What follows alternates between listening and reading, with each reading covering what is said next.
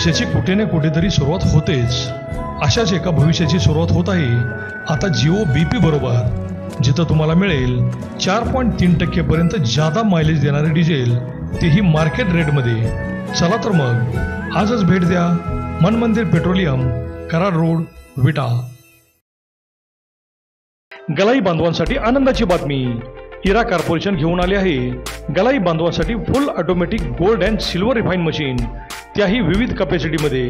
त्यामध्ये gold refine machine 1 kilo, 2 kilo, 3 kilo, 5 kilo, 7.5 kilo व 10 किलोमध्ये, तर silver refine machine 10 kilo, 20 kilo, 50 kilo व 100 किलोमध्ये उपलब्ध.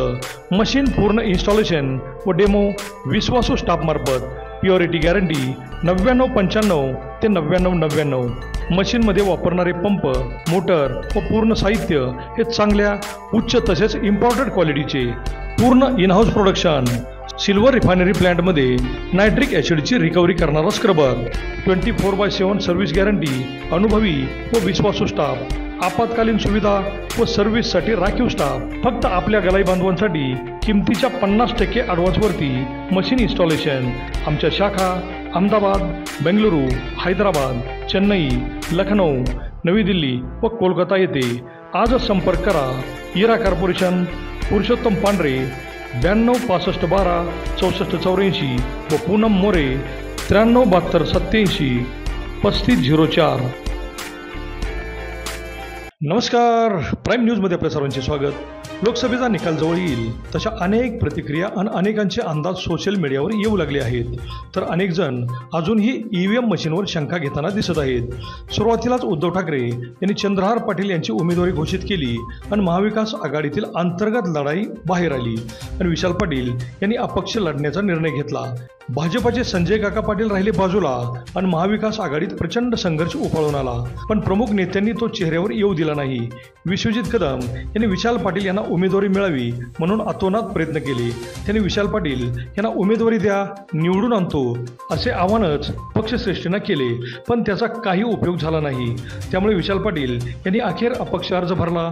आता प्रश्न पडतो तो विश्वजित कदम यांच्या भूमिकेचा. पहिल्यापासूनच विशाल पाटील यांच्या बरोबर राहिलेले विश्वजित कदम शरीराने जरी महाविकास आघाडीच्या चंद्रहार पाटील यांच्या बरोबर मंचावर असले तरी मनाने मात्र विशाल पाटील आणि त्यांच्या समर्थकांसोबतच होते. हे काँग्रेस कार्यकर्त्यांनीही ओळखले होते. त्यामुळे झाडून सगळे विश्वजित कदम समर्थक म्हणजे काँग्रेस पक्ष हा विशाल पाटील यांच्या बरोबरच होता. म्हणूनच उद्धव ठाकरे आणि खास करून संजय राऊत यांनी विश्वजित कदम यांच्यावर 4 तारखेला खरा वाघ कोण आहे हे समजेल असे म्हटले. त्यानंतर मतदान झाल्यानंतर लगेच शहराध्यक्ष पृथ्वीराज पाटील यांनी प्रचारात राबलेल्या कार्यकर्त्यांसाठी स्नेहभोजन ठेवले आणि त्यामध्ये विश्वजित कदम व विशाल पाटील आघाडीवर असलेले दिसले. त्याला शिवसेना जिल्हा प्रमुख संजय विभुदे यांनी जोरदार प्रत्युत्तर देताना येणाऱ्या विधानसभेला त्याचा परिणाम दिसेल अशी राजकीय तंबीज दिली आणि जिल्ह्यात खळबळ उडाली. येणाऱ्या विधानसभेला महाविकास आघाडी एकसंघ राहील का, तसेच लोकसभेला विश्वजित कदम यांनी नेमके कोणाचे काम केले हे स्पष्ट होणार असून सांगली जिल्ह्यातील महाविकास आघाडीतील ही ठिणगी राज्यभर जाणार का हे निकालानंतर स्पष्ट होणार एवढे मात्र नक्की. अभिजित शिंदे, प्राईम न्यूज, विटा.